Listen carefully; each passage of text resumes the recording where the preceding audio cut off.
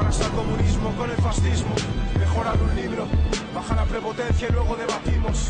Algunos raperos nos llaman guarros como nazis. Qué fácil es hablar y qué difícil decir algo con sentido. Me representan los que luchan por el socialismo. Sean vascos, catalanes, gallegos, australianos o chinos.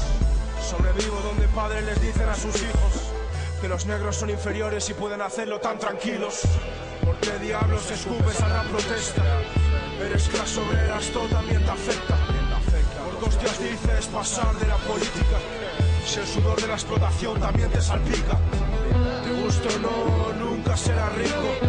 Así que respeta a quienes luchamos por el socialismo, porque mejoraría tu vida, no la inversa. Te saquean pa' su fiesta, esto también te afecta. Pa' mí hasta el amor es política en parte. Si no entendieras mis ideas tanto no podría amarte. Ahora resultará que nos pueden joder constantemente y no tenemos derecho ni a desearles la muerte. Juré que les molestaría aunque me maten, desde que supe que el capitalismo es una estafa constante. Españolito, tienes mucha mierda en los labios, ladrando contra Cuba y tiene la mayor tasa de universitarios.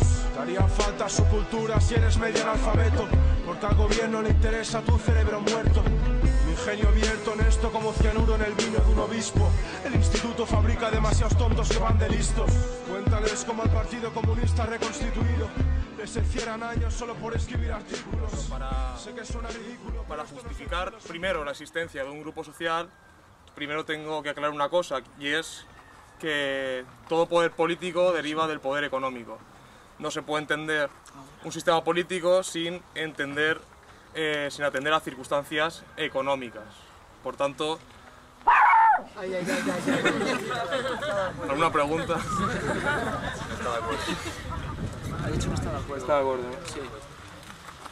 Por tanto, para justificar una lucha política, primero hay que atender a las condiciones económicas de un determinado país, y en el caso de España, pues las condiciones económicas que se dan es de una concentración de capital muy alta. ¿Qué se entiende por concentración de capital? La concentración de capital es cómo se distribuyen los medios de producción dentro de la burguesía. Es decir, cuántas personas tienen los medios de producción. Sabemos que la burguesía se define como aquella clase social que posee los medios de producción. Pero la burguesía no es homogénea, ni en todos los países tiene las mismas características. La burguesía tiene diferencias en cada país según las circunstancias de cada territorio. Entonces, en España la burguesía tiene una concentración de capital muy alta. ¿Qué significa? Que una burguesía, un grupo social muy pequeño, o sea, muy poca gente, controla muchos medios de producción, casi la totalidad de ellos. ¿Qué significa esto? Pues que a lo mejor, os voy a poner un ejemplo para que se entienda más claro. Si tenemos 100 empresas y 2 personas las controlan todas, es una concentración de capital muy alta. Si tenemos 100 empresas y cada persona controla una, aunque sea la burguesía la que la controla, ese grupo social, pero están más distribuidas dentro del propio grupo social que es la burguesía. Entonces, en España se da una concentración de capital muy alta. ¿Esto qué produce? Produce un efecto inmediato, y es que la burguesía tiene una capacidad de negociación muy alta a la hora de establecer los salarios y las condiciones de trabajo, lo cual a su vez produce que la gente tenga una gran precariedad laboral. Esto se explica muy fácilmente porque si la propiedad se concentra en un grupo de gente muy reducido, tienen una gran capacidad de negociación para influir sobre las variables económicas. Para que se vea claro, no es lo mismo que haya varias empresas que compitan por los trabajadores y que les ofrezcan sueldos mejores para que trabajen para su empresa, que exista una persona solo que las controle todas y que imponga los salarios a los que se tiene que producir. Por tanto, que la burguesía esté muy concentrada produce empeoramiento y precariedad social, lo cual produce a su vez revueltas sociales, que la gente, ante la precariedad a la que se ve sometida, salga a la calle a protestar. Entonces, ¿qué produce? ¿Cuál es la única forma del Estado de defenderse de esa protesta social y de esa movilización? El fascismo como arma institucional, es decir, sembrar el terror a las masas, amenazarlas con penas de cárcel, con acusaciones de terrorismo, con manifestaciones en las que vemos que la policía abre la cabeza, usa pelotas de goma, etcétera, etcétera. Entonces, ese usar el terror para contener la protesta social es lo que Dimitrov llama fascismo y lo que desde aquí entendemos como como bueno, no como la totalidad del fascismo, pero sí como la manifestación más importante del fascismo. Por lo tanto, repasando un poco, así a modo esquemático, la burguesía en España tiene una concentración de capital muy grande, esto provoca una capacidad de negociación también muy grande, lo cual provoca protestas sociales y a su vez la consecuencia es que el fascismo sea la única arma con la que el Estado puede garantizar su sistema político. Entonces, esto es la primera consecuencia. Y también la concentración de capital alta produce otra consecuencia. Realmente no son dos consecuencias diferentes, sino que son dos caras de la misma moneda. Cuando hay una concentración de capital tan alta, no cabe democracia burguesa, porque la democracia burguesa se define como aquel sistema político en el que la burguesía tiene intereses contrapuestos. Es decir, por ejemplo, una burguesía importadora que lo que le interesa es que los impuestos en aduanas sean muy bajos para que sus costes se reduzcan. Y una burguesía productora que lo que le interesa es que los impuestos sean muy altos para que le compren en el territorio nacional. Cuando no se dan estos intereses contrapuestos, cuando la burguesía se conforma por grandes bancos, grandes grupos consolidados, grandes corporaciones en las cuales todos los grupos tienen acciones uno sobre el otro, por ejemplo, las grandes multinacionales tienen acciones en los bancos, a su vez los bancos tienen acciones en las grandes multinacionales, es decir, no hay intereses contrapuestos, el interés es siempre el mismo, precariedad laboral, liberalización de trabajo, liberalización de despidos, etcétera, etcétera. Entonces, ¿a qué nos lleva esto? A que no quepa la democracia burguesa como sistema de organización social y solo quepa el fascismo institucionalizado. Entonces, el fascismo no es algo que se da, o no se da, no es algo cualitativo, sino que es algo cuantitativo. El fascismo se da por grados. Según la concentración de capital sea más alta o más baja, el fascismo tendrá que usar mayor represión o menor represión. Y conforme las condiciones económicas van empeorando, nos vamos dando cuenta que la represión se deja de centrar en grupos sociales limitados. Es decir, la represión ha pasado de ser selectiva a darse con unas personas. Aparte, los medios de comunicación contribuían a que esa represión no se conociera, se silenciaba, entonces la gente común, la gente de a pie, no se enteraba de la represión que se ejercía desde el Estado. Con la concentración de capital tan alta, conforme ha ido aumentando últimamente, la gente se está dando cuenta que en las revueltas sociales la policía les abre la cabeza. Se está dando cuenta que le están acusando de pertenencia a banda armada, a gente sin armas y sin nada, simplemente por organizarse políticamente. Entonces, estamos viendo, por ejemplo, los 5 anarquistas de Barcelona, los de Resistencia Gallega, etcétera, etcétera. Grupos sociales que antes no estaban perseguidos y que ahora se les acusa de enaltecimiento al terrorismo, de pertenencia a banda armada, etcétera, etcétera. O sea, el fascismo ha pasado de ser algo selectivo a ser algo que se aplica general a las masas. ¿Qué produce esto? Bueno, esto produce también una consecuencia muy importante que tenemos que asimilar todos, y es pedir la liberación de los presos políticos. ¿Por qué? Porque pedir la liberación de los presos políticos no es pedir la liberación de los presos del PCR y del Grapo, solamente. Es pedir la liberación de todos los presos políticos que están presos como consecuencia del fascismo institucional. Es decir, presos por una lucha política. No es solo pedir su libertad, es pedir también la nuestra en un futuro.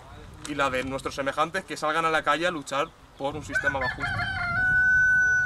Entonces, eso en cuanto al sistema económico. El sistema económico ya explica por qué en España hay fascismo, sin recurrir al debate de si hubo transición o no hubo transición. El sistema económico por sí solo. Pero es que en España también se da unas consecuencias, unas circunstancias políticas concretas y particulares que refuerzan el fascismo, las cuales son la no ruptura con el régimen que se impuso en el 39. Es decir, no hubo transición en el 75. ¿Por qué no hubo transición? Porque la supuesta transición no obedece a cuestiones sociales, obedece a cuestiones económicas, las cuales eran que la burguesía necesitaba nuevos mercados y había muchos intereses en que España se incorporara a la Comunidad Económica Europea, lo cual requería que España dejara de ser un Estado fascista de forma formal.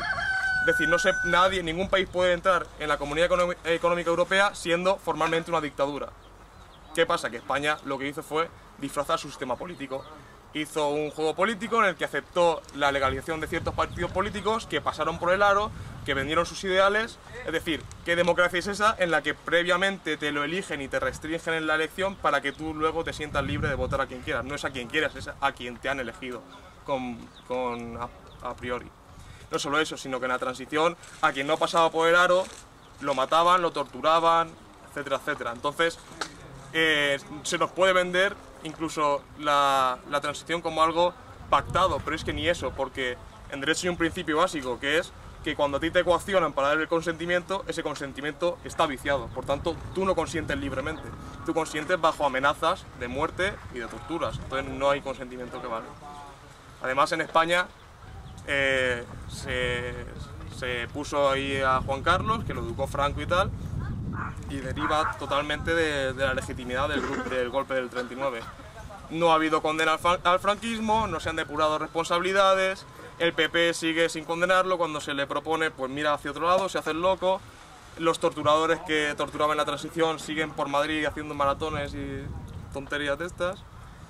Y el sistema político realmente no se ha reformado, han seguido los mismos. Se ha reformado simplemente por motivos biológicos, o sea, se morían y ponían a otros. Pero no ha habido reforma desde dentro de cuando un sistema de verdad provoca una ruptura desde una dictadura hasta una transición, tiene que haber cambios políticos, depuraciones, gente que salga, porque previamente era fascista. No se puede convertir en demócrata de la noche a la mañana.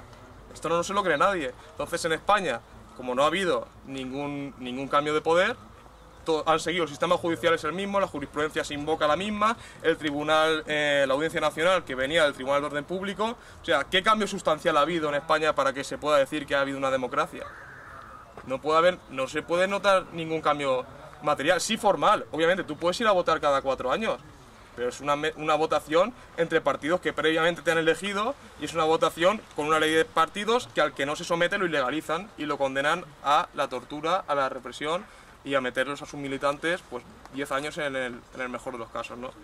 Entonces, en España, para resumir un poco, es eso, el sistema económico es ya por sí, determina el fascismo institucional, pero además se dan unas causas sociales y políticas, que es la no ruptura del golpe del 39 y la no transición en el 75. ¿Por qué surge entonces Vinalopó antifascista? Pues como una respuesta lógica a eso, a una necesidad de organizarse contra el fascismo, contra la opresión y contra el terror impuesto día a día a los ciudadanos por ejercer una lucha política. Bueno, y esto respecto a la justificación de por qué surge el grupo. Ahora voy a comentar simplemente dos rasgos del grupo, dos luchas del grupo, mejor dicho.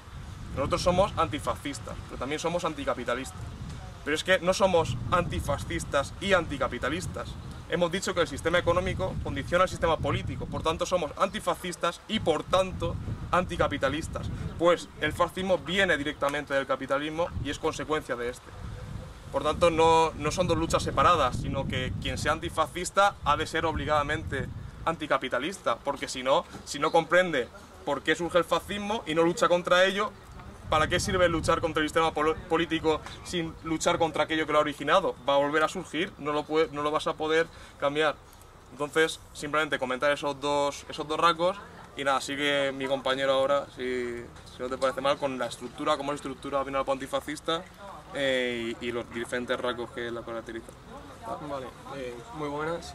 En primer lugar, creo que es un orgullo para mí estar aquí, y tengo que decir que el sitio se me queda bastante grande, no solo por las personas que me acompañan, sino por las que están, el resto de gente que está escuchando. Creo que tiene mucho que aportar, y mucho más que yo, desde luego, y creo que si en algún momento alguien cree que me estoy equivocando en algo, que no duden en interrumpirme, aunque quizá para que todo sea un poco más fluido, después de la intervención de las compañeras, sería el momento oportuno para hacer las intervenciones y demás.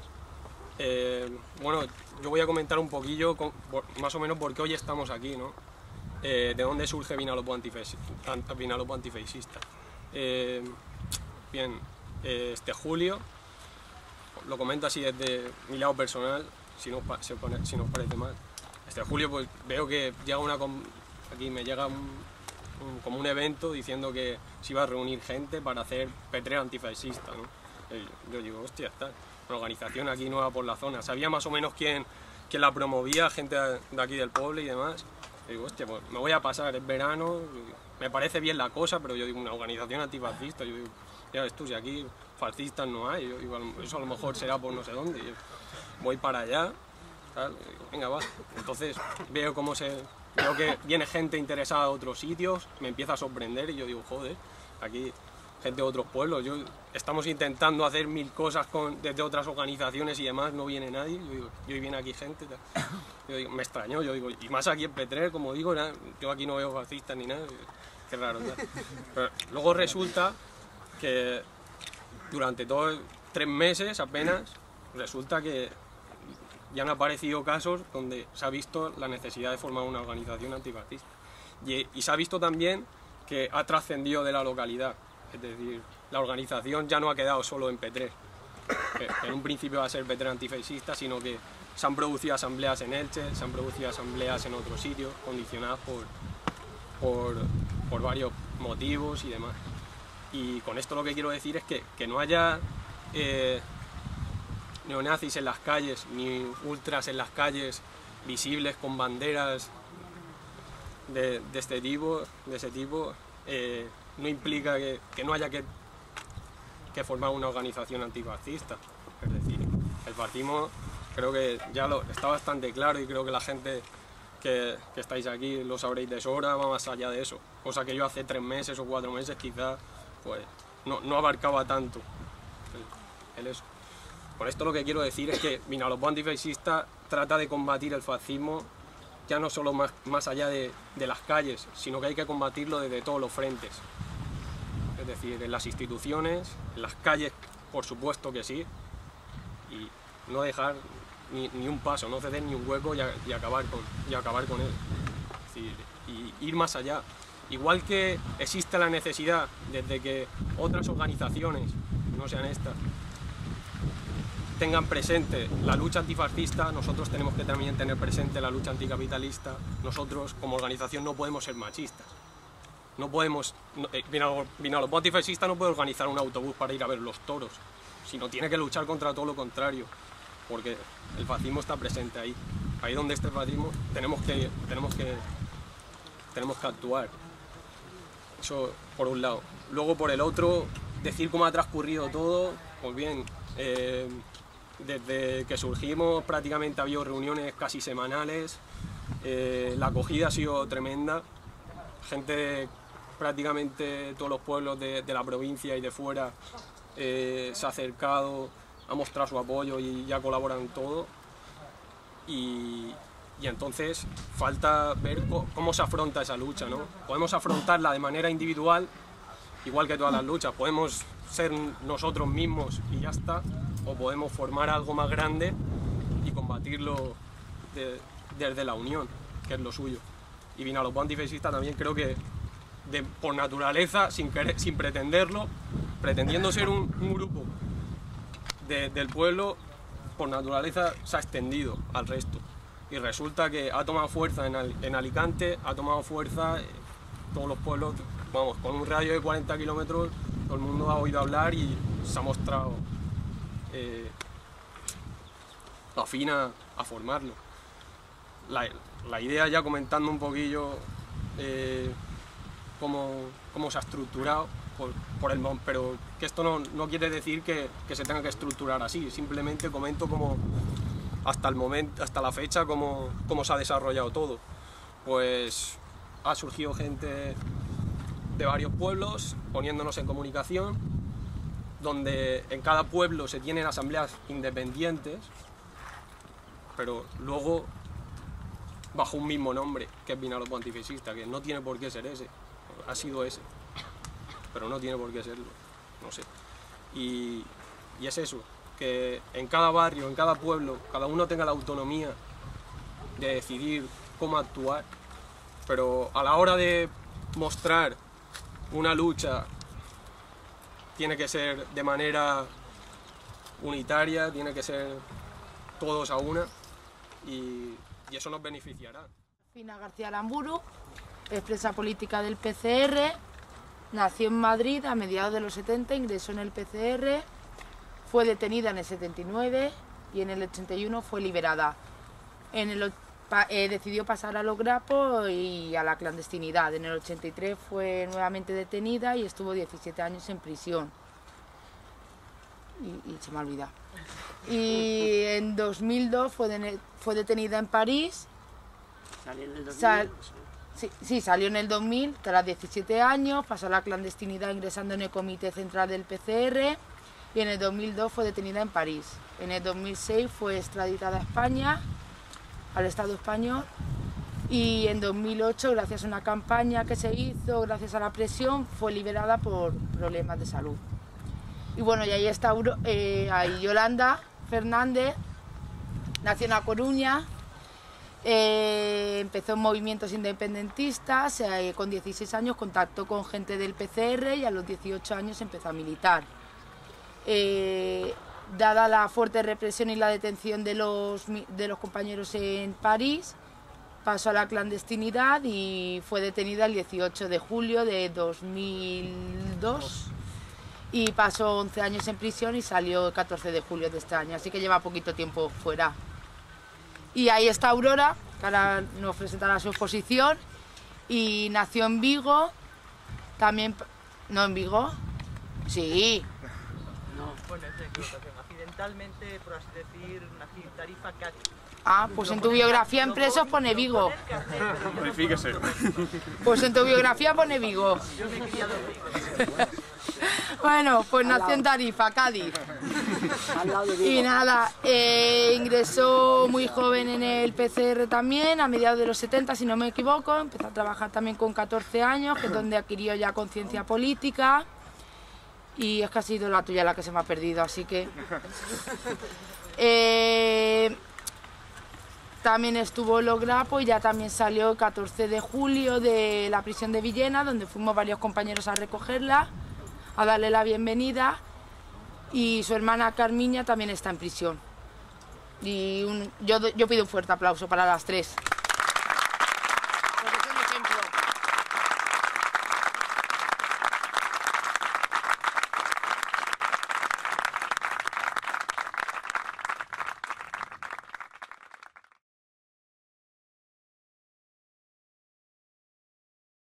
A ver, también para mí es un orgullo, bueno, más que nada siento orgullo de vosotros que estáis aquí, orgullo que con todos los años que llevamos en la lucha hoy vea gente dispuesta a no darle tregua al fascismo, que se comprometa con esta lucha de todos.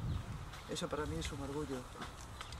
En cuanto a los dibujos, o yo no me atrevo a llamarle obras de arte, es mi forma de expresar donde me expreso mejor, y decir que, porque veáis, hay muchos dibujos, bueno, hay más, pero no creáis que es fácil incluso esta actividad en prisión.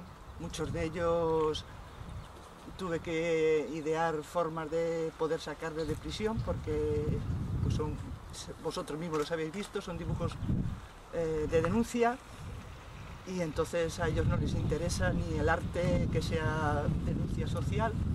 Lo hemos vivido en otras épocas. Yo, por ejemplo, me gustan los cartelistas como vuestro paisano Renaud, o los mexicanos, o también mi compatriota Seoane, que es otro cartelista, porque son autores que se han comprometido, la cultura la han puesto y su arte lo han puesto al servicio del pueblo para denunciar. Y para mí han sido unos maestros y siguen siendo maestros.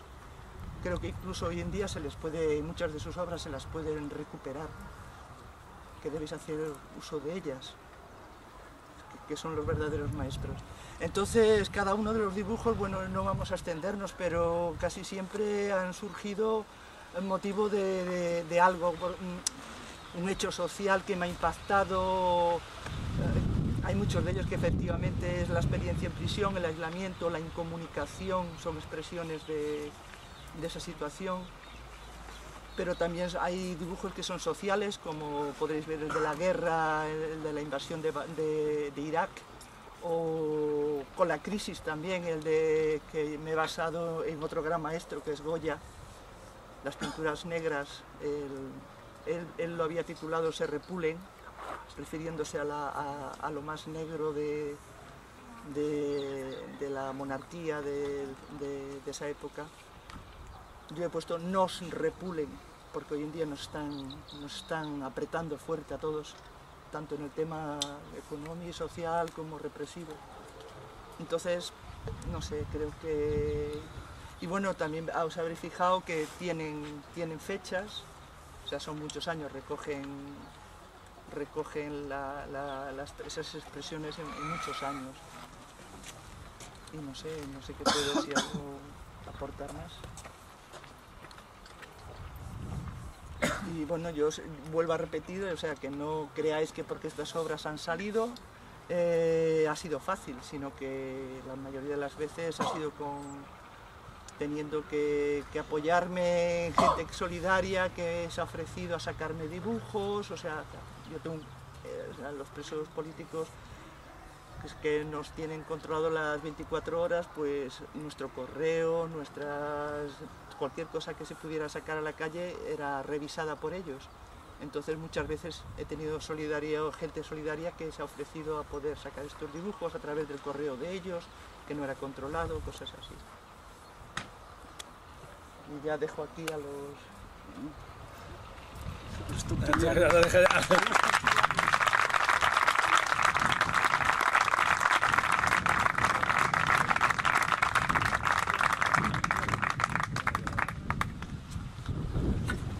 Bueno, pues jo soy el menos interesante de los que van a hablar hoy. En primer lloc vaig agrair a Vinalopó Antifeixista l'haver-me convidat a fer una exposició. Jo en la meva condició d'advocat ho faré la continuïtat legislativa que n'hi ha entre el règim actual i el feixisme i la sublevació del 36. Faig la presentació i l'inici en valencià, la llengua oprimida d'aquestes terres, opressió en què és fonamental el paper que ha jugat el feixisme i que ha impregnat d'un monolitisme lingüístic a aquest estat i que cal subratllar-ho. De totes formes, faré la intervenció en castellà, perquè alguns companys m'han dit que podrien tindre algun problema de comprensió i també per les nostres convidades gallegues la faré en castellà. Entiendo perfectamente,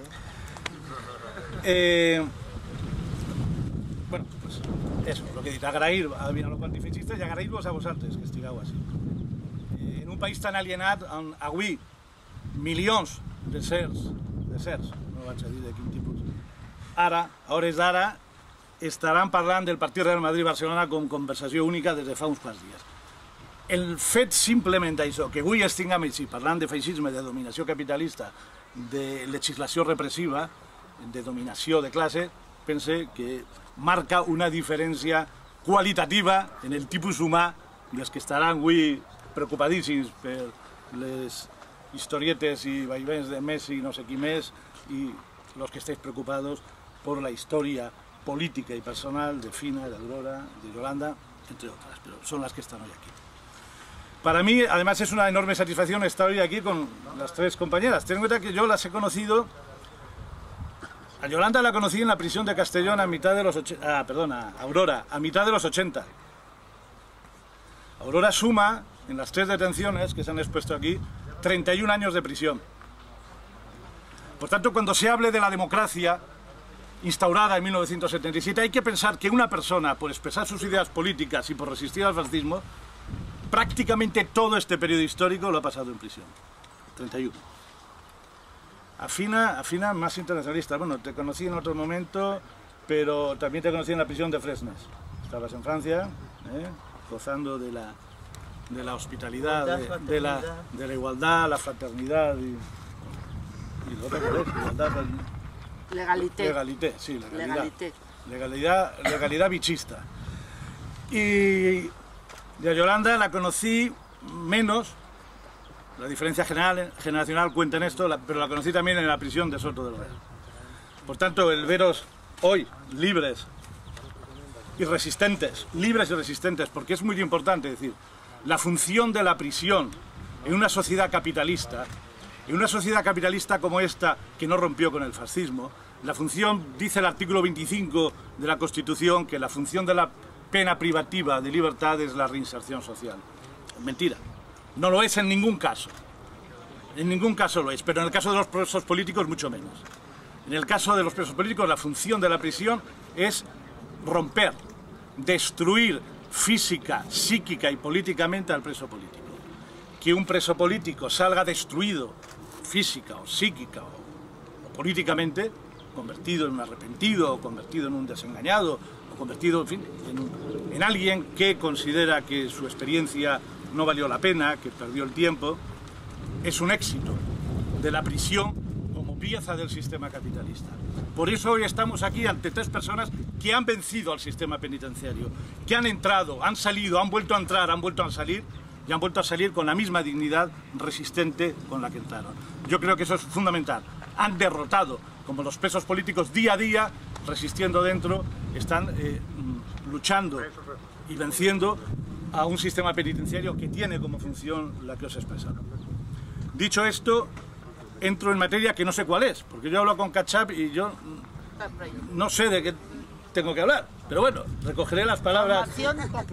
Recogeré las palabras que muy acertadamente ha dicho un compañero que me ha precedido en el uso de la palabra, cuando ha establecido la conexión de clase entre fascismo y capitalismo. Existe una frase ya clásica que dice: el que no esté dispuesto a hablar de capitalismo, que no hable de fascismo. El fascismo es el estado de excepción de la burguesía para mantener su dominación de clase ante un auge de las luchas populares o ante una situación económica y social que puede poner en peligro su dominación de clase. Eso es el fascismo. La definición clásica se ha citado aquí a Dimitrov antes, pues la definición de fascismo, yo creo que más ajustada a su realidad histórico-política, es la que realiza Dimitrov en el 7º Congreso del Internacional Comunista, cuando lo define como la dictadura terrorista abierta de los elementos más reaccionarios, chauvinistas, imperialistas del capital financiero. Esa es su definición. Capital financiero, no hay fascismo si no hay una dominación económico-social del capital financiero y si no ejerce su dictadura de forma abierta y terrorista. Esto no quiere decir que en democracia burguesa no haya una dictadura de clase, sino que no se ejerce de forma terrorista y abierta. Es una diferencia, por tanto, de grado en la forma de ejercer el dominio de clase, el que puede caracterizar a la dictadura del capital en democracia burguesa o al fascismo, como forma abiertamente terrorista. Y esto es fundamental porque en la historia política del Estado español el fascismo irrumpió en escena de forma al son de los tambores militares del ejército de África para destruir precisamente el programa político y el inicio de transformaciones sociales del Frente Popular. Esa organización donde estaba la CNT, donde estaba el PC, donde estaba el PSOE, donde estaba Izquierda Republicana y Acción Nacionalista Vasca. Un bloque claramente de composición, también estaba el POU, ¿no? De composición netamente proletaria, con un programa. Sería el primer punto, era la amnistía para los presos, para todos los presos políticos, fundamentalmente los presos de la insurrección de Asturias del 34. Además, posiblemente ese fuese el elemento programático que determinó la victoria electoral sobre las candidaturas de la derecha. Pero bueno, es decir, el 16 de febrero de 1936 triunfa el Frente Popular. El 18 de julio, el 17, porque empieza en Melilla un día antes, el 17 de julio del 36, se inicia la sublevación fascista, que estuvo organizándose durante todo ese periodo. Ahí hay una lección histórica muy importante: los límites de la democracia burguesa. ¿De qué le valió al Frente Popular obtener una mayoría parlamentaria si no pudo ni siquiera empezar a iniciar su programa de transformaciones políticas? Empezó una reforma agraria, continuó determinadas reformas educativas que había realizado el primer bienio, la conjunción republicano-socialista, pero realmente no tuvo tiempo porque la burguesía rompe la baraja. Cuando obtienes una mayoría parlamentaria, es decir, pasó en Chile en 1973, pero tenemos el ejemplo histórico de los pueblos del Estado español, de febrero a julio. Ese fue el margen, que además fue todo de preparación del golpe. Ese es el margen con que la burguesía rompió, permitió su propia legalidad, que fue rota por la burguesía, como habitualmente es. Eso es una primera lección, es decir, entiendo, es decir, la imposibilidad de una transformación revolucionaria, de transformaciones sociales, utilizando las palancas del Estado burgués, si no se acompaña de medidas que te permitan, es decir, no solo llegar al gobierno, sino tener el poder. decir, porque lo fundamental, y siempre se ha dicho, es decir, no es qué partido o qué coalición de partidos estén en el gobierno, sino qué clase social tenga el poder. Y está claro que no es posible que la clase trabajadora pueda tener el poder con las herramientas y palancas de dominación del capitalismo, su judicatura, su ejército, su policía, etc.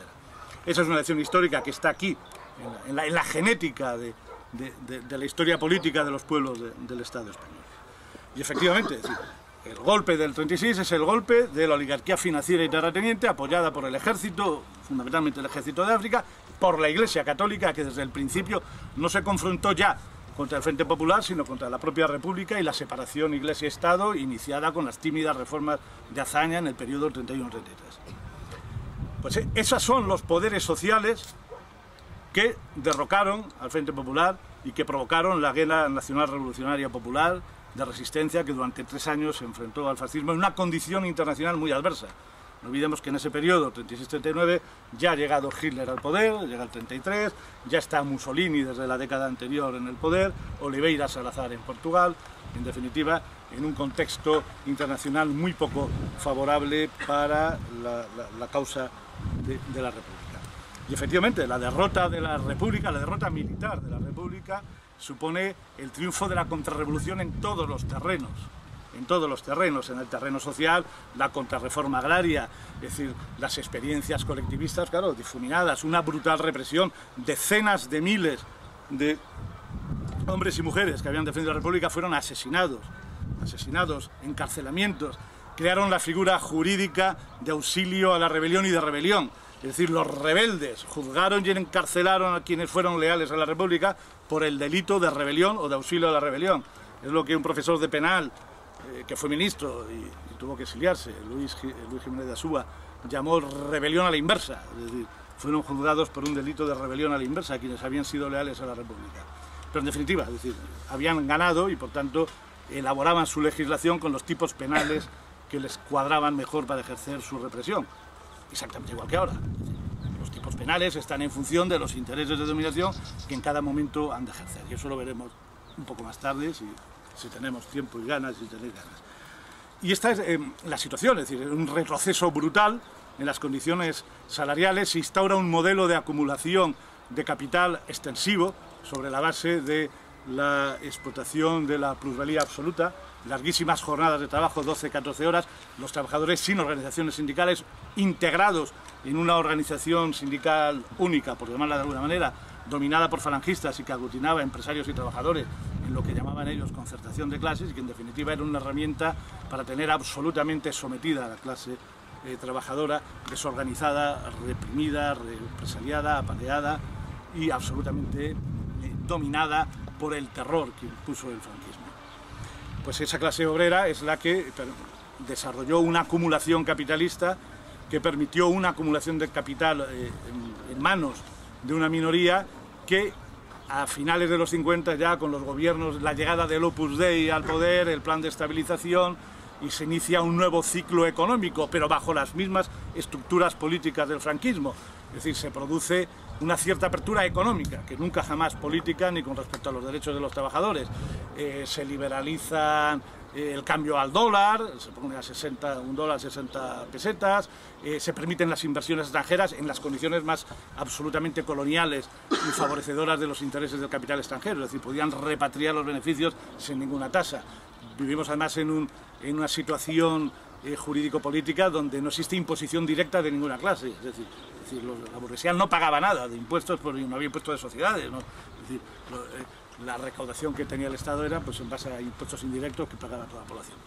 Pues ese es el modelo que ya se va desarrollando en los 60. El franquismo empieza a estorbarles, entonces, a los intereses de clase de la burguesía, empieza a estorbarle porque no le permite la plena inserción en un modelo de capitalismo monopolista europeo. Se están entonces desarrollando tímidamente lo que llamaban la Comunidad Económica Europea, el mercado común, entonces todavía era mercado común, luego fue Comunidad Económica Europea y luego lo que conocemos hoy como la Unión Política y Monetaria. Pero la estructura política sigue siendo la misma, incluso con condiciones económicas distintas, la estructura represiva política del franquismo no varió su naturaleza. Siguió existiendo una policía política, la brigada social. Ahora, bueno, se está hablando mucho de Billy el Niño ¿no?, de José Antonio González Pacheco. Hay que decir que José Antonio González Pacheco, torturador, conocido internacionalmente como tal, es decir, no solo fue torturador en el franquismo, a la muerte de Franco, aprobada la Constitución luego del 78 y tal, José Antonio González Pacheco siguió en la policía. Pasó de la Brigada Social a la Brigada de Información. Como muy bien dijo Bergamín, es decir, no podemos pensar que muerto el perro murió la rabia. Muerto el perro Franco, la rabia no murió. La rabia, el fascismo siguió viva. Simplemente murió el perro. Muerto el perro, se ha muerto el perro, no la rabia. Eso es lo que nos dijo Bergamín con su característica capacidad de síntesis y de precisión. Pues efectivamente, José Antonio González Pacheco, además, le tuvo a Fina, ¿no? O participó en, ya muerto Franco y Aurora. Estamos, por tanto, es decir, y nunca fue expulsado de la policía. El año 80-81 pide una excedencia, una situación administrativa, pide una excedencia y lo recompensa su protector, Rodolfo Martín Villa, lo coloca como jefe de seguridad de la Renault, ganando 5 veces más como policía. Es decir, la evolución de González Pacheco, profesional, es perfectamente un reflejo de que no solo es decir, continuó ejerciendo las mismas tareas, la misma tortura. ¿Qué pasa? ¿Que el niño fue un torturador mientras vivió Franco? Cuando muere Franco y se aprueba la Constitución, ¿ya dejó de torturar? No, siguió torturando. Y cuando dejó de torturar fue porque dejó la policía, porque sus padrinos le buscaron una colocación mucho más tranquila, para que mientras tanto, pues bueno, por si acaso podía haber algún problema, lo quitaron de en medio, pero en absoluto fue depurado. Es decir, realmente podemos entender que incluso económicamente salió absolutamente favorecido. Bueno, pues también eso es una fotografía de que en este país, ya se ha dicho, no hubo ruptura democrática de ningún tipo, porque en hay una continuidad legal desde la legalidad institucional que se instaura el 18 de julio del 36 continúa hoy. Es decir, no ha habido en ningún momento una ruptura de la legalidad. El franquismo estaba estructurado en 7 leyes fundamentales, luego hubo una 8ª, ya la veremos, 7 leyes fundamentales, el Fuero español, el Fuero del Trabajo, la ley de Cortes, tal. Pero hay una muy importante, es una ley del año 47, la ley de sucesión a la jefatura del Estado. El franquismo ha pasado ya el peor periodo del 45-46, donde pensaba que podía sufrir, digamos, una censura internacional después del triunfo de la Unión Soviética contra el fascismo y el nazismo. Pensaba que en ese contexto podía tener algún problema, no lo tuvo. Es decir, el capitalismo, es decir, fiel a sus intereses de clase, prefiere efectivamente tener garantizada la dominación a través de un régimen fascista que, bueno, que eliminarlo en aras de concepciones democráticas que le puedan suponer, democrático-burguesas, que le puedan suponer complicaciones en el ejercicio de su dominación de clase. Permiten la continuidad del franquismo. Entonces, bueno, pero el franquismo, de alguna manera, es un régimen excepcional, tiene que institucionalizarse. Bueno, pues la ley de sucesión a la jefatura del Estado dice, establece, era la Constitución del franquismo, las leyes fundamentales, constitucionaliza la monarquía. Pero se define España como un reino sin rey, Franco el jefe de Estado, como un reino. Y el Franco designará un sucesor a título de rey y pone como condiciones que sea varón, mayor de 30 años, de estirpe regia, está ya restaurando la monarquía, de estirpe regia y católico. Estas son las condiciones que el 47 el franquismo ya piensa sucederse, no tiene aún un candidato, se va perfilando evidentemente Juan Carlos, el hijo de Juan de Borbón, como el candidato, y entonces simplemente lo que dice la legislación burguesa es que habrá rey, estirpe regia, que será varón y que será católico. Pero católico al modo ultramontano de la España franquista. Es decir, porque hay una ley fundamental, es decir, también, por tanto, constitucionalizada por el franquismo, que era la ley de principios del movimiento, que establecía que la Iglesia católica, apostólica y romana es la única verdadera. Es decir, jamás se ha visto un texto legal donde establezca en materia de religión qué o no es lo verdadero. ¿No? El franquismo es decir, la Iglesia católica, apostólica y romana. Es decir, perfectamente alineados con las posiciones de Trento. Pues bueno, esta ley, sucesión a la jefatura de Estado, tuvo una segunda parte que fue 20 años después, el 67, en la Ley Orgánica del Estado, donde efectivamente ya se va desarrollando el concepto de reinstauración monárquica dentro de la propia legalidad franquista. al amparo de estas dos leyes, la ley del 47 y la ley del 67, es cuando en el verano del 69 Franco designa como su sucesor, es decir, como los emperadores romanos designaban a su sucesor, designa a Juan Carlos. Es decir, Juan Carlos viene, por tanto, directamente de la legalidad constitucional del franquismo. Y efectivamente, a la muerte de Franco es el jefe del Estado, es el jefe de las Fuerzas Armadas. Lo era ya y la Constitución le refrenda ese papel de las Fuerzas Armadas. El jefe de las Fuerzas Armadas se dice que honorífico, ¿no? Yo no sé si es tan honorífico o realmente ejerce, o desde luego en el periodo de la transición sí que ejerció su papel de jefe de las Fuerzas Armadas, cohesionó al ejército en torno a la continuidad de la monarquía. Por tanto, es evidente que la jefatura del Estado emana directamente de la legalidad franquista. Luego se hace un paripé, la ley para la reforma política, que es la octava ley fundamental, bajo cuyo amparo se convocan las elecciones que dan lugar a la Cámara que elaboró la Constitución del 77, las elecciones del 15 de junio del 77. Por eso algunos autores, recuerdo yo al amigo Joaquín Navarro, se han referido siempre a la Constitución del 78 como la novena ley fundamental. Es decir, la Constitución del 78 se desarrolla a partir de un proceso electoral previsto en la Ley para la Reforma Política, que a su vez es heredera de las 7 leyes fundamentales anteriores. Por tanto, hay un hilo conductor que no se rompe nunca a nivel constitucional en las leyes fundamentales y la Constitución del 78. Pero es que además se nos dice que la Constitución del 78, y se nos plantea hoy, es un modelo de convivencia y es un modelo sobre el cual todas nuestras reivindicaciones deben estar constreñidas a lo marcado en la Constitución del 78. Esto es una trampa, porque la Constitución del 78 es todo menos democrática, y es todo menos democrática porque se elabora en un contexto donde no existe ninguna posibilidad legal de que hubiese sido otro el texto legal. Es decir, las elecciones del 15 de junio del 77, todavía hay presos políticos en la cárcel. Las siguió habiendo después, pero el 15 de junio del 77, cuando se convocan las elecciones, hay presos políticos, lo sigue habiendo el 16 de junio, se hacen las elecciones y sigue habiendo presos políticos, pues concretamente, pues bueno, pues, es decir, los conmutados de la pena de muerte de 1975, las últimas ejecuciones del fascismo, Otaegui, Baena Alonso, García Sanz, Chiqui, Otaegui, es decir, pues bueno, pues estaban en prisión el 15 de junio del 77, cuando se hacen las elecciones democráticas, seguían en prisión los que habían luchado contra el fascismo. Este hecho determina además que desde el propio poder se controlan los ritmos y los programas y digamos el grado de apertura del franquismo que están dispuestos a llegar. Se hace desde arriba, completamente. Es decir, la Secretaría General del Movimiento se transforma en Unión de Centro Democrático.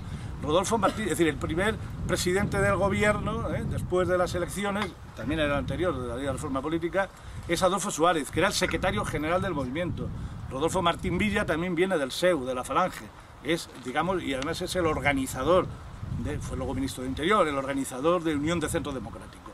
Vemos también cómo en los aparatos políticos hay una continuidad. El movimiento nacional se transforma en Unión de Centro Democrático. Y desde las palancas del poder, con la ley electoral que hacen, con presos políticos, legalizando a algún partido, por ejemplo, el PC renuncia a toda su historia. El PC renuncia a cambio de la legalización a toda su historia, además para nada. Para nada, es decir, porque la condición que le pusieron para legalizarlo fue abandonar el leninismo, abandonar el concepto de dictadura del proletariado y aceptar la monarquía como forma política del Estado. Cosa que hizo. Es legalizado el 9 de abril, le ponen una ley electoral, la ley DON, es decir, donde no existe proporcionalidad, y tal, para que saque los menos escaños que tal, y efectivamente se presenta a las elecciones del 15 de junio, ha sido legalizado a cambio de todas estas claudicaciones 3 meses antes, o 2 meses antes, ¿no? De abril a junio, 2 meses antes. Fue un suicidio político, pero efectivamente, de alguna manera, contaminó de legalidad a la operación o de legitimidad a la operación. Digamos, el otro pilar de apoyo político que venía de la tradición histórica de la izquierda, entre comillas, fue el PSOE refundado. Un PSOE refundado en 1974 en el Congreso de Suresnes, donde ya se sabe perfectamente que es un congreso coorganizado por la socialdemocracia alemana, la Fundación Ebert, es la que lo financia, y los propios servicios secretos, el SECED, los servicios de presencia del gobierno de Carrero Blanco, montados por Carrero Blanco. Ya no vivía Carrero Blanco, pero bueno, los había dejado montados. Son los que organizan el Congreso de Superiores, con el aval y el visto bueno de la CIA, que hoy ya se sabe que es quien determina que quien tiene que ser secretario general es Felipe González. Ese PSOE refundado es el que luego ejecutó toda la política de reconversión industrial, de mantenimiento y dejar intactos los aparatos represivos del Estado, y el que introdujo al Estado español en la organización del Tratado del Atlántico Norte en un referéndum absolutamente falseado, manipulado. Es decir, si os acordáis o alguien se acuerda, era, es decir, ¿está usted de acuerdo en entrar en la OTAN con estas 3 condiciones? Decía, no estaremos en la estructura militar, las bases norteamericanas, es decir, al estar en la OTAN se liquidarán las bases norteamericanas y no se almacenará, transportará ni depositará armamento nuclear.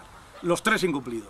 Se está en la estructura militar, el ejército español está dentro de la estructura militar de la OTAN, y no solo está en la estructura militar, sino que ha participado en numerosas operaciones de saqueo imperialista en diversas partes del mundo. Las bases norteamericanas continúan, Torrejón, Rota y tal, y no solo continúan, sino con el escudo antimisiles ahí en Rota, es decir, tienen una función logística mucho más importante que la que tenían en la época de la Guerra Fría en materia de control sobre África y el mundo árabe.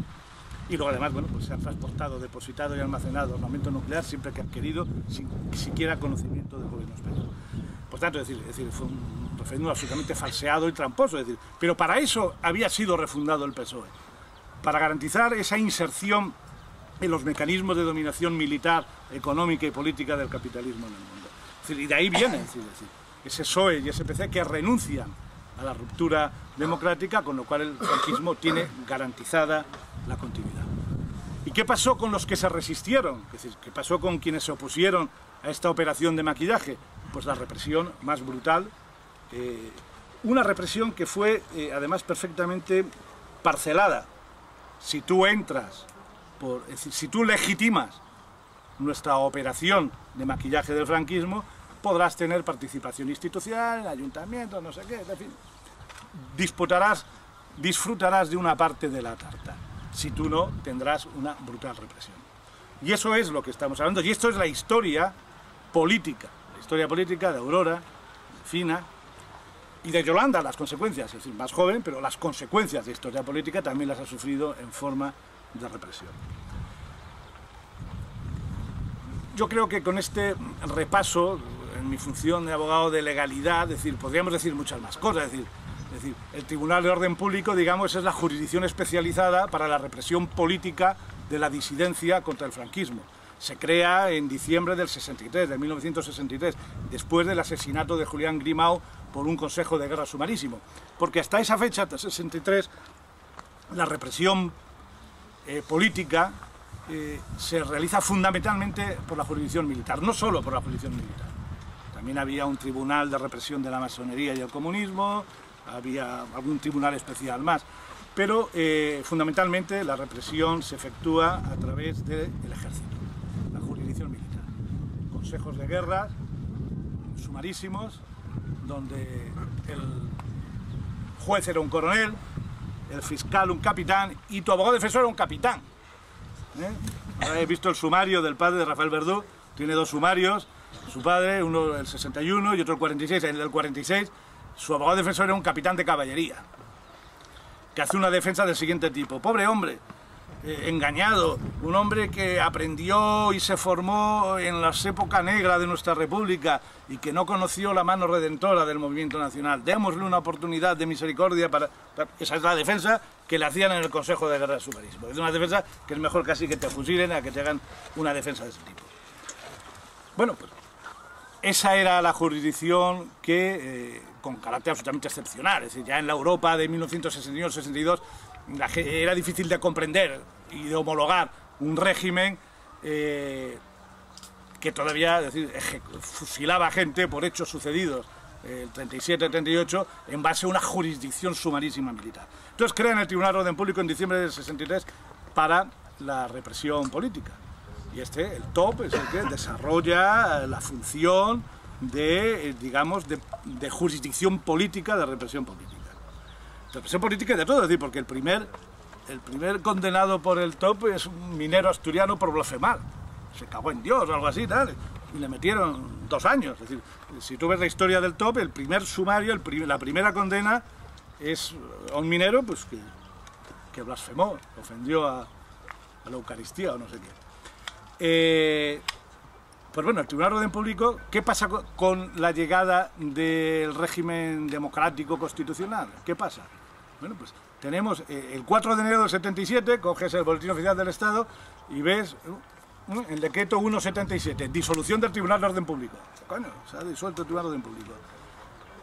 Inmediatamente después hay otro decreto de tonterías y el decreto 377 publicado en el Boletín Oficial de 4 de enero del 77, creación de la Audiencia Nacional.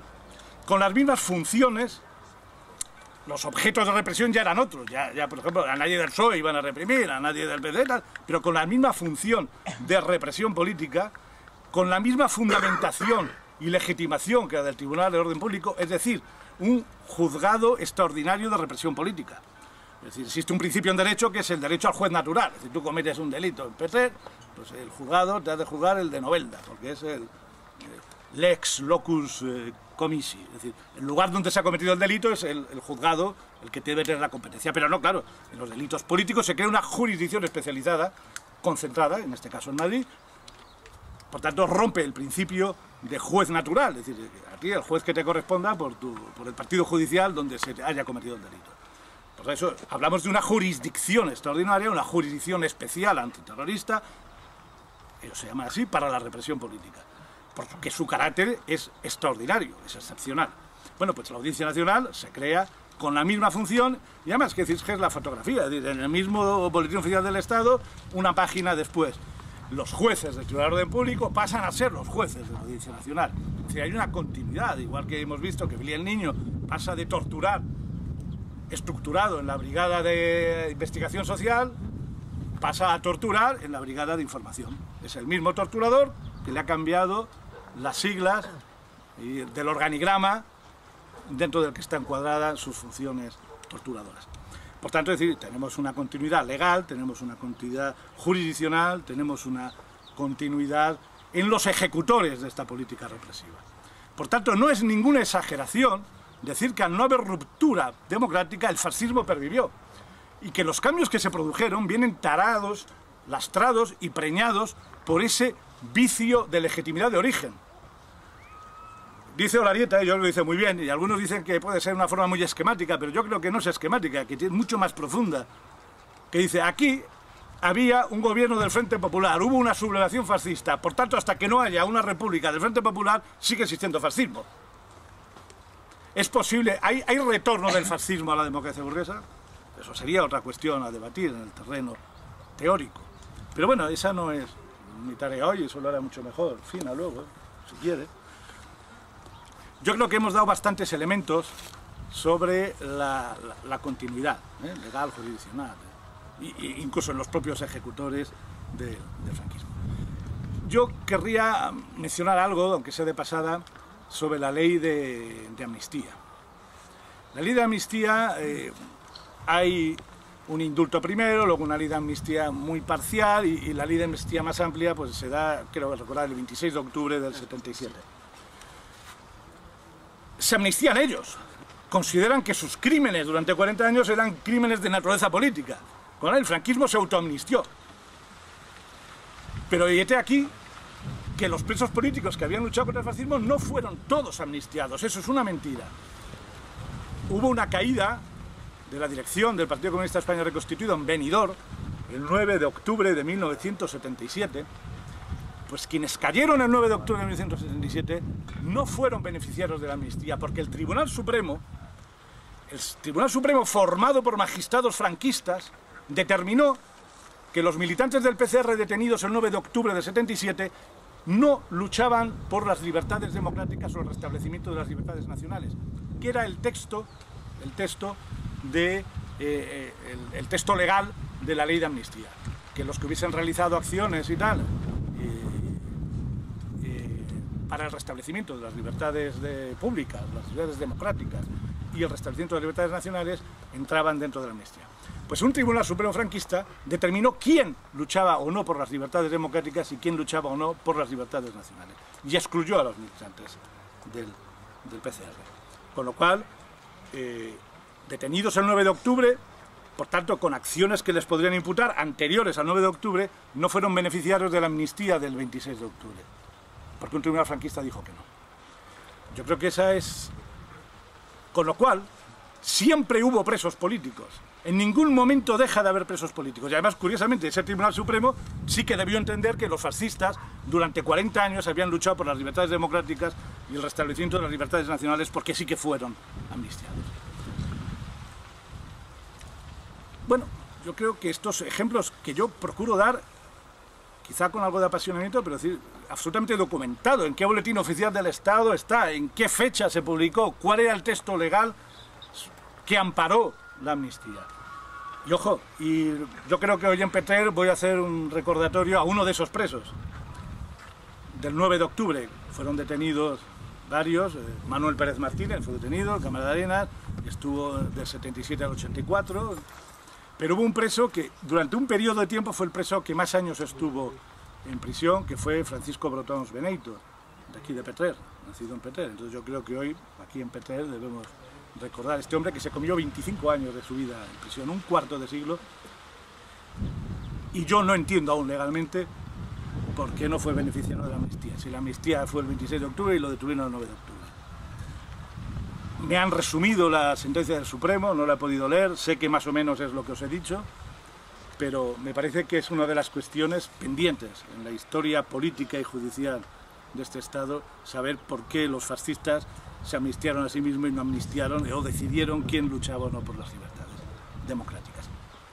Y vamos a la transición. Es decir, hemos hablado un poco de las características políticas y legales, es decir, pero yo no sé por la edad, quizá no conocéis el contexto de miedo en el que se desarrolla y de represión que se desarrolla la transición. Aquí hay un cuento de hadas sobre la transición y sobre la Constitución del 78. Hay un verdadero cuento de hadas. La transición no fue pacífica en ningún momento. Las bandas fascistas actuaban con absoluta impunidad en la calle, amparadas por la Brigada Social y luego por la Brigada de Información. Amparadas literalmente, es decir, seleccionaban a qué bar debían ir. Tú eres de Quintana, Bar Sambao, 1979, 1980, entran los fascistas y a un chaval que no quiere cantar el Cara al Sol lo matan allí, de una paliza. Bueno, de esas 140, la transición modélica pacífica originó que las bandas fascistas mataran a más de 100 personas en diversas acciones, más luego los muertos por actuaciones policiales en manifestaciones. Todo menos pacífica. Es decir, Billy el Niño era uno de los organizadores de los comandos parapoliciales. Entonces había un partido, Fuerza Nueva, sus juventudes, Fuerza Joven, eran fundamentalmente en torno a la sección C de Fuerza Joven, la que organizaba en connivencia con la policía racias en los barrios populares. Son numerosos, es decir, podríamos hablar y recordar numerosas acciones. Yo voy a recordar ahora una, porque creo que luego nos retrotrae más hacia el presente y nos demuestra lo poco que cambiaron muchas cosas. 1979, febrero de 1979, el movimiento estudiantil está organizado en lucha contra la Ley de Autonomía Universitaria y el Estatuto de Centros Docentes, que dotaba, es decir, a la Iglesia Católica, les daba el control de numerosos centros educativos en desarrollo de los acuerdos con la Santa Sede de enero del 78. Hay numerosas manifestaciones. Hay una dirigente del movimiento estudiantil en el barrio de Vallecas, Yolanda González, es asesinada en febrero del 79 por un comando donde formaba parte un guardia civil, otro tal de Fuerza Nueva tal, y un tal Emilio Ellín Moro. Emilio Ellín Moro asesinaron a una chica de 19 años, la dejaron tirada en una cuneta, fue encontrada, la mataron por la tarde-noche, fue encontrada la mañana siguiente. Tal. Emilio Ellín Moro es detenido y es puesto en libertad. Es puesto en libertad por la Audiencia Nacional, por un juez fascista que había sido magistrado del Tribunal de Orden Público, que se llamaba Gómez Chaparro. Gómez Chaparro, fascista en el Tribunal de Orden Público, pero por lo que se ve, por un acto de fe, tenemos que creer que cuando estaba en la Audiencia Nacional era demócrata. Pues bueno, ese juez, que por arte de Birli Birló, que se había transformado en demócrata en su paso del Tribunal de Orden Público a la Audiencia Nacional, puso en libertad a Gómez Chaparro, a Emilio Ellín Moro. Emilio Ellín Moro se fugó, por supuesto, claro, aprovechó esa libertad profesional. Esa libertad profesional que no se da nunca a nadie, acusado de asesinato nunca a nadie. Bueno, se le dio, se fue a Latinoamérica y años después fue localizado por la prensa. Fue localizado por un periodista amigo, José Luis Morales, que lo hizo que estaba en Bolivia y tal, saltó la liebre y tal, y fue extraditado. Vino aquí y cumplió, no sé, unos pocos años, no muchos. En otros casos puedo precisar lo que cumplió, en este no cumpliría más de 5 o 6 años. Bueno, pues hasta ahí ya estamos ante una historia dramática y que refleja muchas cosas de este país, pero vamos a ir más. Este sujeto, Emilio Ellín Moro, ha sido profesor de la Escuela de Policía del 2006 al 2011, gobernando el PSOE, por cuyos servicios ha cobrado 140.000 euros. El asesino, descubrió a la Guardia Civil. El asesino de Yolanda González ha sido profesor, ha dado cursos de formación policial desde el 2006 al 2011. Desde 2006 al 2011 gobernaba Zapatero, ¿no? Me parece, no sé mucho. Gobernaba Zapatero, ¿no? El Bambi ese, que dicen que no, que quiso hacer, pero no le dejaron. Esto es. Yo creo que la historia del asesino de Yolanda González es una historia que refleja todo cuanto he dicho, y lo refleja además con caracteres absolutamente dramáticos. ¿Quién es la víctima? ¿Dónde están los defensores de la víctima Yolanda González? O de otras víctimas. El caso Atocha, hablemos del caso Atocha. Solo para establecer las conexiones de los aparatos del Estado con los pistoleros fascistas en ese periodo. Hay una partida de subfusiles, se llamaban Marieta, con el cual matan a los cinco abogados laboralistas del despacho de Atocha en enero del 77. Hay una investigación... Andreu, sí. Un inciso. Ellín Moro ha seguido trabajando y ha sido la persona contratada por la policía que se ha encargado de investigar tema de móviles en el juicio de los 2 niños estos que mataron en Córdoba. O sea que sí, sigue trabajando para la policía. Sigue trabajando, sí, claro. Por lo menos estos, la mafia esta, no abandona a sus sicarios. Bueno, pues bien, yo lo había dejado ya en el 2011, bueno, pues sigue, y seguirá ahora mismo, estará... pues estábamos ahora con Atocha. Hay una investigación, aquí no se avanza nada, pero resulta que en Italia matan a un juez, a Occorso. Matan a un juez que estaba investigando los movimientos de la ultraderecha. Ten en cuenta que en esa época estaban investigando una masacre que hizo el fascismo en la estación de Bolonia. Puso una bomba, castigó a Bolonia. Bolonia era una ciudad históricamente comunista, que manifestaba, digamos, su adhesión a la causa del comunismo a través del perseguidista italiano. Pero lo cierto es que era una población, los fascistas se vengan brutalmente, ponen una bomba, hubo 73, 75 muertos. Bueno, pues en el hilo de esa investigación, el juez que estaba investigando es asesinado. Y es asesinado con una metralleta, llamaban, pero en fin, el nombre es su fusil, Marieta.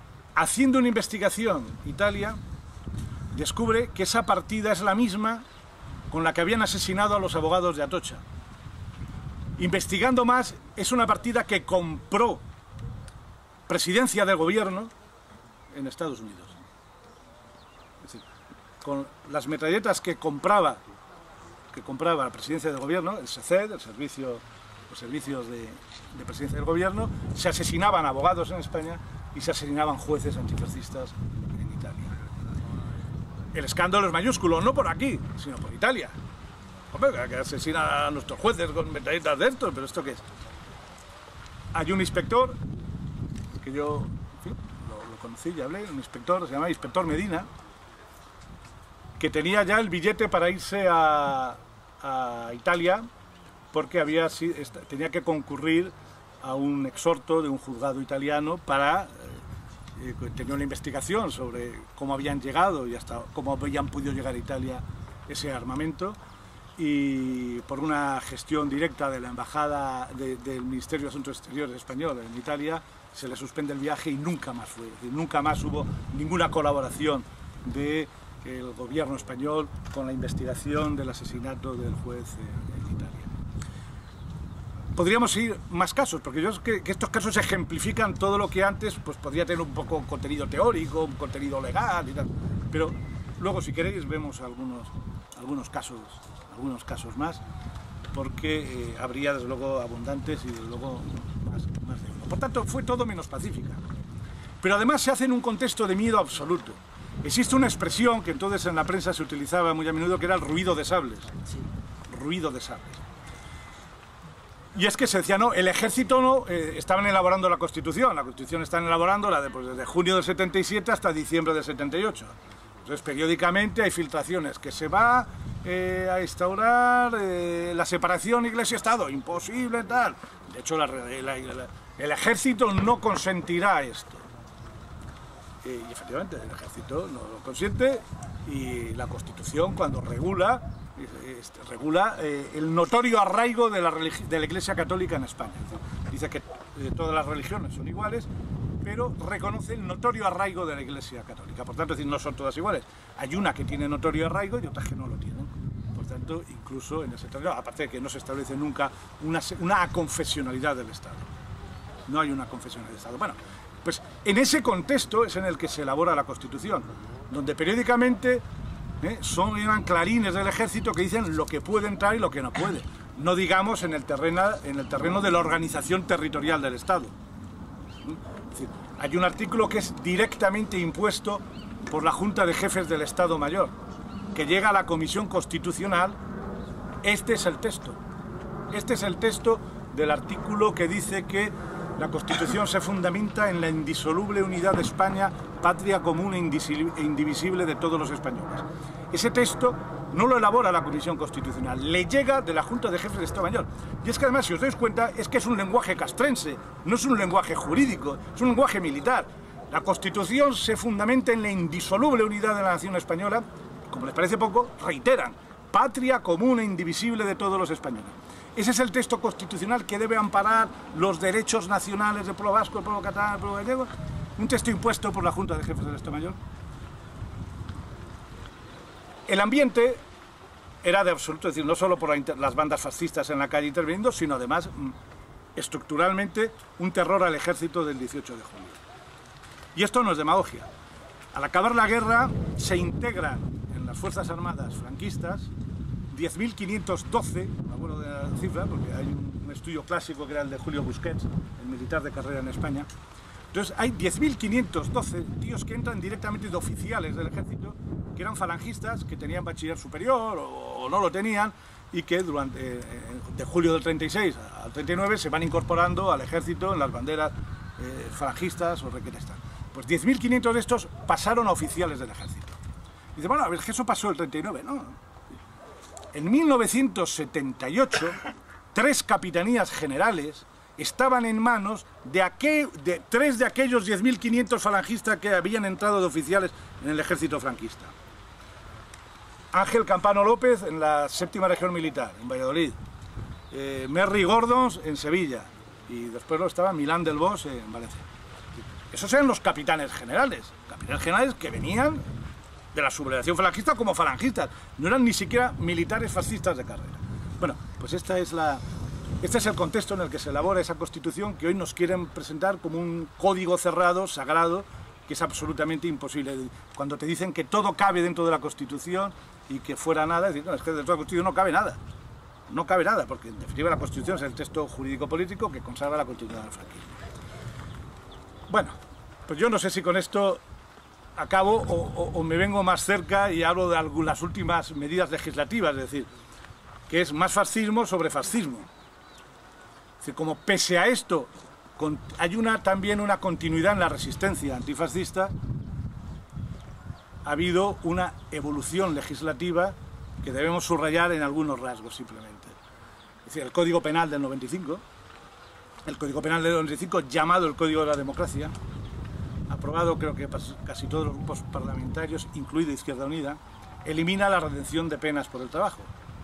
Es decir, se está preparando ya el cumplimiento íntegro de las penas, viene ya en el código, el mal llamado Código de la Democracia, que reitero, aprobado con los votos de Izquierda Unida también, en el año 95.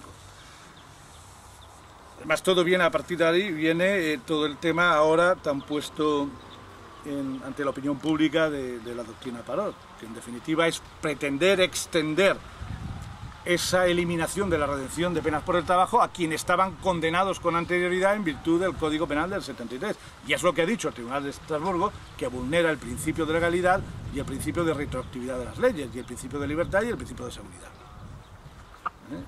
Hay un preso del PCR, que es decir, bueno, hay 5 afectados. Uno sería Simón Quintela, que tenía que haber salido el 15 de julio del 2006. El 30 de junio tenía ya previsto salir, salía 2 semanas después. Llevaba desde el 85, eso le parece poco a algunos. Llevaba desde el 85, tenía que salir el 15 de julio del 2006 y el 30 de junio le notifican que le aplican la doctrina 197 de 2006, conocida como doctrina Parot. Este preso, como otros tantos, es decir, están detenidos ilegalmente. Estamos ante una detención ilegal. Así lo ha dicho Estrasburgo. Tendrían que estar ya en libertad. Es intolerable que no estén en libertad y que son las verdaderas víctimas. Es decir, están detenidos ilegalmente, y así lo ha dicho el Tribunal de Estrasburgo, cada uno desde la fecha en que debe haber salido. ¿Por qué? Porque en la escalada represiva se les pretendió aplicar el Código del 95, que no hay eliminación, no hay redención de penas por el trabajo, se les pretendió aplicar con carácter retroactivo a personas que habían sido condenados al amparo de una normativa donde sí había redención de penas por el trabajo. Entonces hacen la ficción jurídica de decir, bueno, vale, pues te aplico la redención no sobre el máximo de 30 años, todos tenían su auto de refundición de pena a 30 años, es decir, no te lo aplico sobre la 30 años, sino sobre 500, 300, 280, con lo cual en definitiva no hay redención de penas por el trabajo. Y esta es uno de los pasos de la reciente evolución represiva del ordenamiento jurídico penal aquí. Acabo, si queréis, con la ley de partidos políticos, porque no quiero irme sin hablar de la ley de partidos políticos. La ley de partidos políticos, a cuyo amparo se ilegalizaron las organizaciones políticas de la izquierda abertzale y se legalizó el PCR, que ya de todas maneras había un auto cautelar de Garzón que lo ilegalizó, pero luego la ley de partidos lo consagra la ilegalización. Con lo cual, a partir de ahí, es decir, la militancia en el PCR se asocia a militar, se hace la amalgama a militantes del PCR, militantes del Rapo, con lo cual todos los militantes son automáticamente condenados por pertenencia a banda armada. Pasan de una época en la que eran condenados por asociación ilícita penada de 1 a 3 años, pasan a ser condenados por pertenencia a banda armada con un mínimo de, generalmente con 8 años. 8 años. Si tienen grado de dirigente pueden ir de 9 a 12 años más.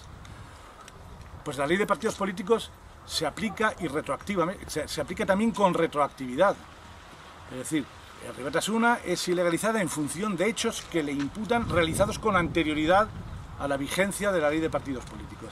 Y en esto, y con esto acabaré, me recuerda a una ley de 1939 que tenía un nombre muy parecido, la Ley de Responsabilidades Políticas. En febrero de 1939 el fascismo, que va a triunfar bueno, la guerra acabó en abril, ya sabe que va a triunfar, establece la Ley de la Venganza. La Ley de la Venganza la llama la Ley de Responsabilidades Políticos, donde establece como delito haber pertenecido, haber colaborado con organizaciones que hubiesen pertenecido al Frente Popular, es decir, por hechos que no eran delitos en su momento, es decir, ser militante del PSOE en 1932, 33, 31 no era un delito. El franquismo, en febrero del 39, con carácter retroactivo, establece como conducta delictiva pertenecer a organizaciones políticas, haber pertenecido, colaborado, militado, o en el grado que fuera, del Frente Popular. Establece, por tanto, una ley de aplicación a conductas anteriores, exactamente igual que en la ley de partidos políticos. Pero hay un dato más que la hace absolutamente de negra identidad. La ley de responsabilidades políticas condenaba, tipificaba como delito los actos pasivos de oposición al movimiento nacional. Actos pasivos de oposición al movimiento nacional. La ley de partidos políticos del 2002 tipifica como delito todo acto de apoyo expreso o tácito al terrorismo. Oposición pasiva al movimiento nacional, apoyo tácito. ¿Qué es un apoyo tácito al terrorismo? Esta charla, pues, es un apoyo tácito al terrorismo. Y puede ser también una oposición pasiva al movimiento nacional. Por tanto, es decir, tiene dos identidades negras en la historia jurídico-política de este país. La retroactividad respecto a conductas anteriores a la publicación de la ley y el tema de la oposición, del apoyo tácito y de la oposición pasiva. Son líneas negras en la historia jurídica de este país porque son las líneas negras del fascismo que nunca hemos abandonado. Como me ha pisado parte de lo que yo iba a decir, porque eso suele pasar cuando eso, yo solo voy a pegar una pincelada a lo que él ha dicho y voy a cambiar de registro totalmente a otra, que es a todo lo que hay aquí reunido y qué es el futuro y cómo podemos hacer frente a esta situación. Pero hay una pincelada que en esta continuidad del fascismo en todos estos años, que nosotros somos terroristas, dicen ellos. Somos terroristas porque lo que hemos hecho durante todo este tiempo ha sido algo tan simple y tan sencillo como ejercer el derecho a la resistencia frente a un gobierno de terror. Porque los terroristas son ellos, los que imponen el terror con sus leyes, con su policía, con su ejército, son ellos. Y cambian el lenguaje y deforman todo para hacernos parecer a nosotros los verdugos, ellos son las víctimas, nosotros los terroristas, ellos son los demócratas. Pues no, eso no es así. En esta orgía, digo, hay otra cosa que ha quedado así un poco colateral en esto, es que ellos, todos los gobiernos que ha habido desde que se sublevaron los fascistas hasta hoy, han aplicado, aparte de la tortura, la represión, algo que en su día saltó mucho a la luz, porque ya la podredumbre de la corrupción era muy bestial, y entonces se tiraron los trastos unos a otros, que ha sido la guerra sucia. En la época después de la guerra, eso existía la ley de vagos y maleantes, y a los que estaban en el monte, donde los pillaban, retomo. Decía que inmediatamente después de la guerra, de que ganaran los fascistas, a todos los que estaban en el monte, defendiendo y luchando por las ideas de la forma que se podía luchar en ese momento, allí donde los pillaban, se los cepillaban, no solo a ellos, a los colaboradores en los pueblos, a todo el mundo. Bueno, pues esa guerra sucia, ese asesinato así, se ha seguido practicando hasta hoy. Algo que ha saltado en su momento por la corrupción, que es lo que se ha conocido como la guerra sucia. Se centró en su momento en los GAL y en la época del PSOE, pero la guerra sucia viene de mucho antes. La guerra sucia la han practicado todos los gobiernos de la democracia, de la mal llamada democracia, primero con los guerrilleros de Cristo Rey, luego con el Batallón Vasco Español, después con los GAL, que incluso en la prisión hubo se creó, llegó a funcionar durante un cierto tiempo, los GAL carcelarios, para asesinar en las cárceles a los presos políticos. O sea, quien ha ejercido el terror son ellos. Quienes asesinaron en París a Aurelio Cario y a Martínez Izaguirre, militante del PCR y fundador del PCR, y Aurelio Cario, un simpatizante, fueron Batallón Vasco Español. Quien asesinaron en Lavapiés por un tiro de la espalda en el 79 a Juan Carlos Delgado de Codes, dirigente del PCR.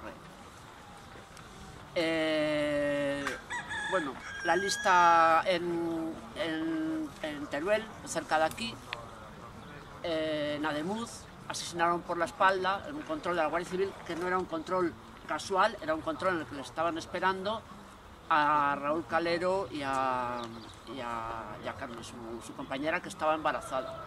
Ella sobrevivió al tiroteo, los compañeros que iban con ellos les dijeron que estaba embarazada y la dejaron morir antes de eso. O sea, ellos son los que han estado practicando durante todos estos años el terror y con un objetivo político que es acabar con la resistencia y acabar con la oposición al régimen.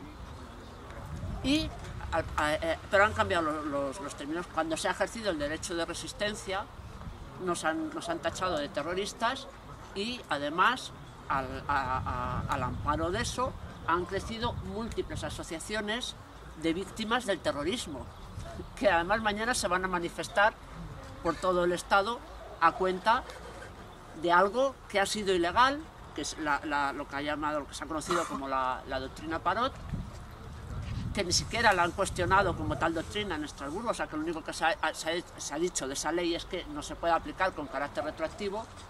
Entonces mañana se van a manifestar porque los asesinos salen a la calle y las pobres víctimas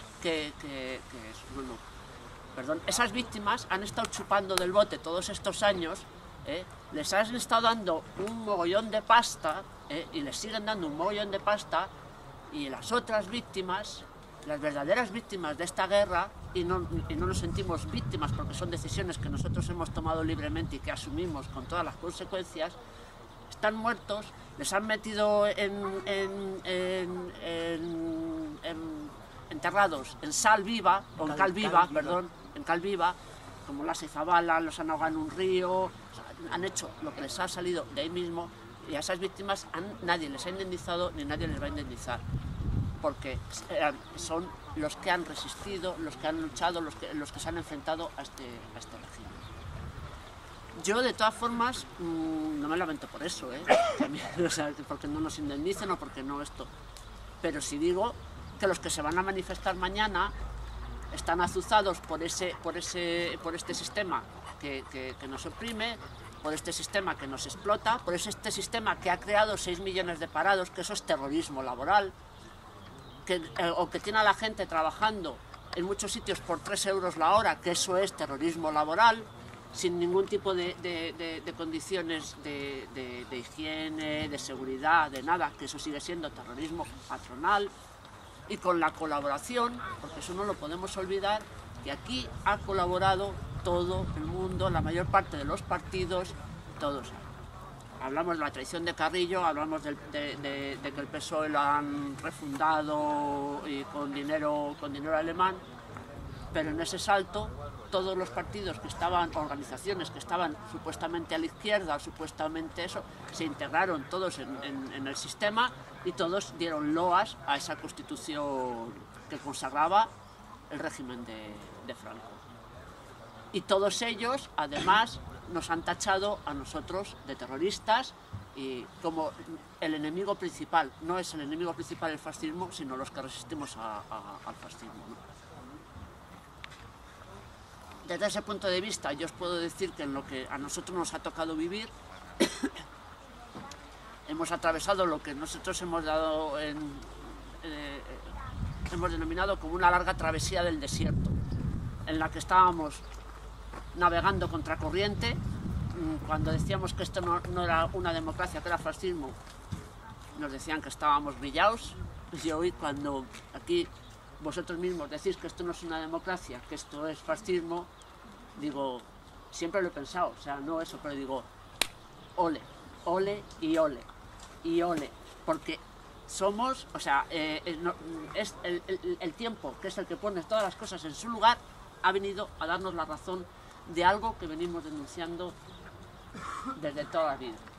Desde que vivíamos con Franco, a mí me han preguntado, ¿tú has vivido ahora? Sí. ¿Y ahora cuál es la diferencia?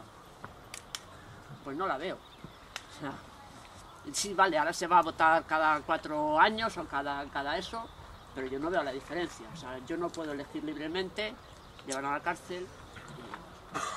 Yo aquí lo que veo ahora, mal que les pese a todos ellos, es futuro. Lo que veo aquí, mal que les pese a todos ellos, es resistencia.